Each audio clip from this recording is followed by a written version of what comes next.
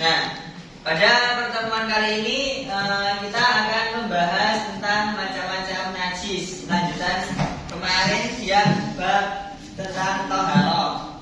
Sebelumnya ada yang tahu nggak apa itu arti najis? Kotoran. Terus apa selain kotoran? Enggak. Terus lainnya ada lagi bisa dicontoh najis. Terus tuh apa lagi ada yang tahu? Kotoran. Ada lagi?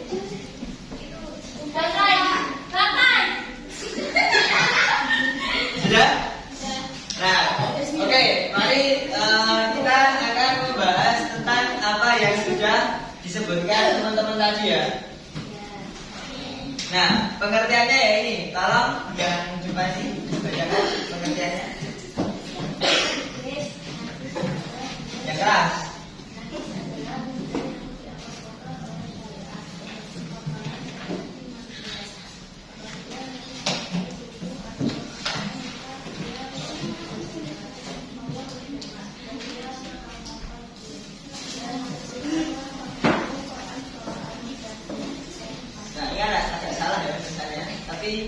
Yang dibaca juga.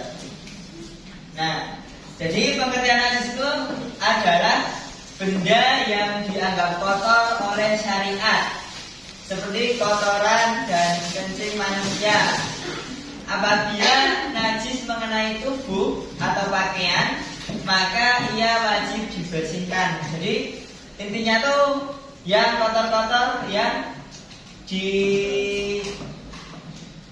diberitahu oleh syariat, yang ditetapkan oleh syariat. Nah, yang pertama yang disebutkan salah satu teman kalian tadi yaitu tentang air kencing. Nah, air kencing ini najis ya, udah tahu? Jadi semua kencing manusia adalah najis. Semua kencing adalah najis, punya diri sendiri atau punya orang lain, ya. Nanti kita bahas, santai aja. Kemudian baik berasal dari bayi atau orang dewasa, yang berbeda adalah cara membersihkannya. Jadi setelah ini ada pembahasan cara membersihkan najis air kencing. Nah, ini ya, saya bacakan.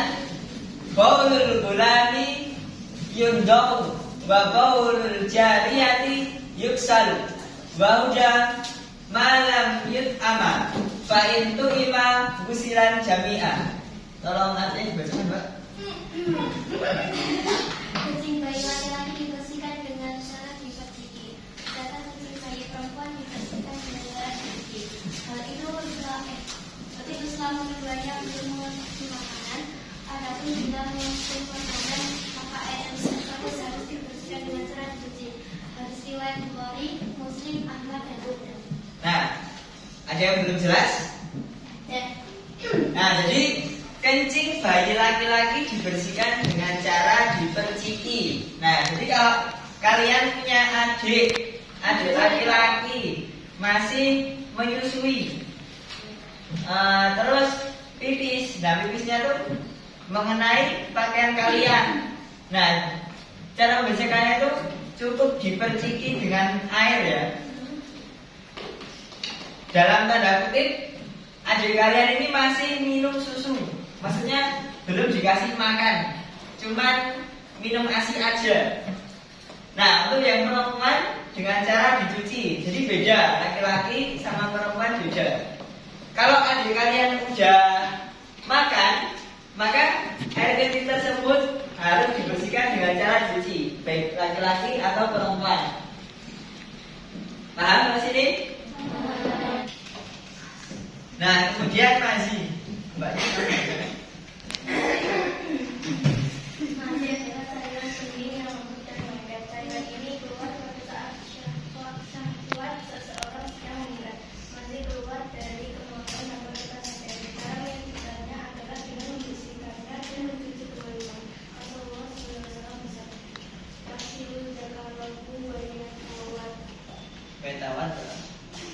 hendaklah dia mencuci kemaluannya dan berbudi. Hadis riwayat Ahmad dan Bukhari dan Muslim. Paham sampai sini? Coba apa? Ya itu.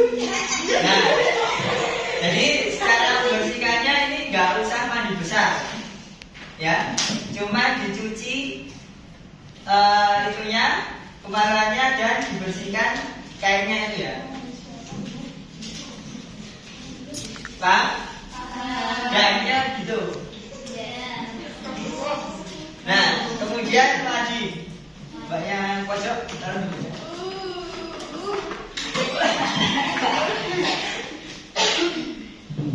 Wadi adalah cairan berlendir pekat dan biasanya cairan ini dikeluarkan setelah buang air kecil. Sehingga cara menyucikannya adalah dengan mencuci kemaluan dan kemudian berwudu. Rasulullah Shallallahu Alaihi Wasallam bersabda,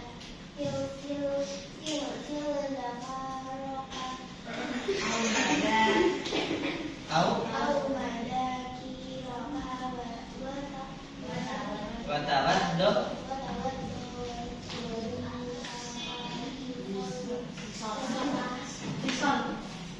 Bisa namanya.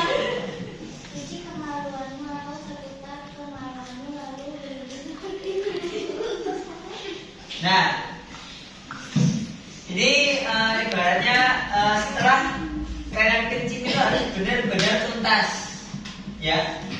Jika mandi emang harus lama, harus sampai tuntas, biar nggak kena ini tadi wajib ini, biar tetap keluar, ya.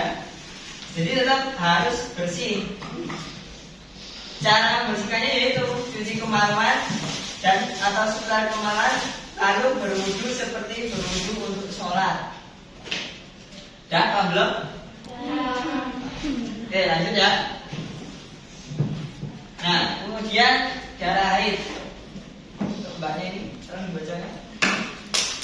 Arabnya bisa nggak? Kalau nggak bisa saya.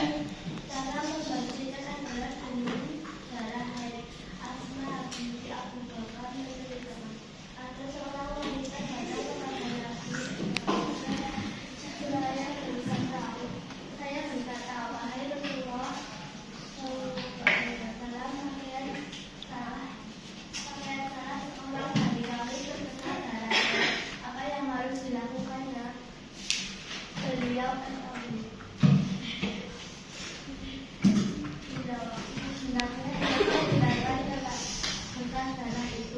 lalu menggosok punggungnya dengan jari sambil disiram dengan air, lantas mematikan dengan air. Setelah itu tidak boleh menggunakannya untuk sholat.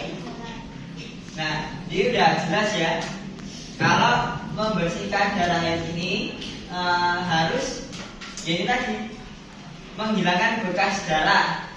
Kemudian digosok-gosok dengan jari sambil disiram dengan air. Lantas membersihkan dengan air. Setelah itu boleh menggunakannya untuk sholat. Nah, saya bacakan Arabnya ya. Ja'at imra'atun ila Nabi sallallahu alaihi wasallam. Faqalat, ya Rasulullah, indana yusibu sawbuha min damil khaidi. Kaifa tasna'u bi? Qala tahtuhu summa takrusuhu bil ma'i summa tandahu summa tusalli fihi. Jadi kalau umpama haid kan memang nggak sholat ya. Jadi kalau udah selesai langsung dibersihkan, langsung mandi besar. Sampai di sini bisa dipahami? Oke. Nah, ya. Nggak boleh gitu ya. Nah, jadi selanjutnya yaitu tentang air liur anjing.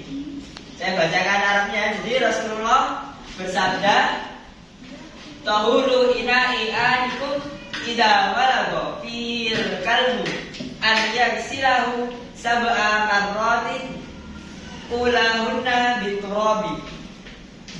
Jadi artinya yaitu cara menyucikan bejana salah seorang di antara kalian jika dijilat anjing adalah dengan menyucikan 7 kali Dan yang pertama kali dengan menggunakan tanah. Nah, jadi kalau contoh di sekitar kalian ada anjing menjilat kaki kalian, contohnya. Nah, cara menyingkatnya itu dibasuh dengan air 7 kali. Dan yang pertama jangan lupa pakai tanah yang pertama, pakai tanah, digosok pakai tanah dulu. Jadi baru dibilas 7 kali pakai air. Gitu ya. Paham? Begitu pun kalau ke piring, ke apa ya? Ke piring bisa, ke kaki mungkin, ke tangan mungkin yang mau melihara anjing. Paham di sini? Lanjut ya. Kemudian daging babi. Siapa yang tahu daging babi? Saya pernah makan.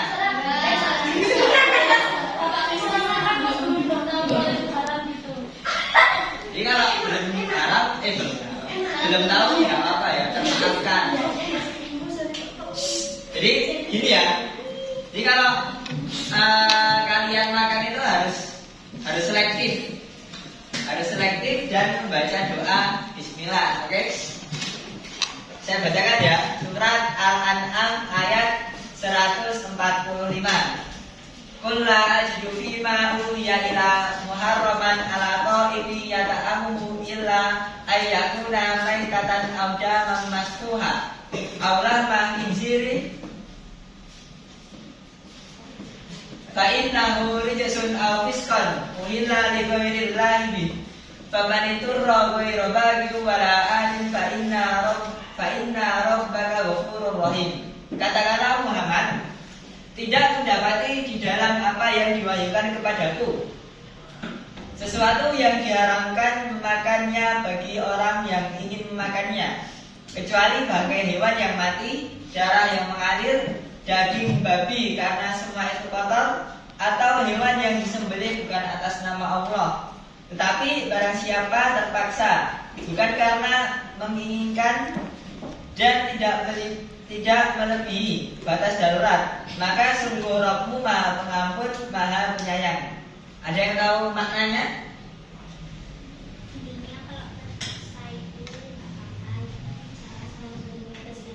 Nah, jadi seumpama di Solo udah nggak ada daging ayam, daging kambing, daging sapi, sayuran, apalagi ya?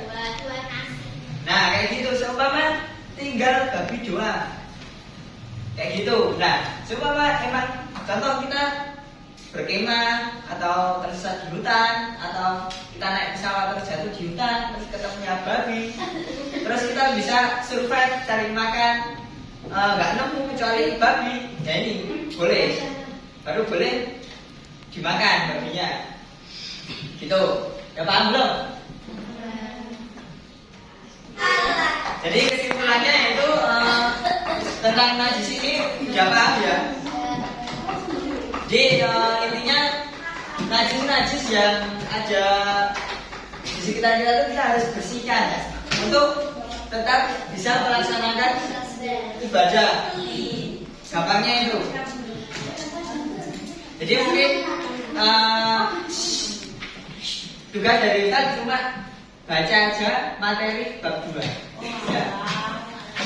Tugasnya cuma baca materi bab 2 biar kalian lebih itu namanya apa? Lebih paham dengan materi yang kita kasih hari ini. Kurang lebihnya mohon maaf. Wassalamualaikum warahmatullahi wabarakatuh.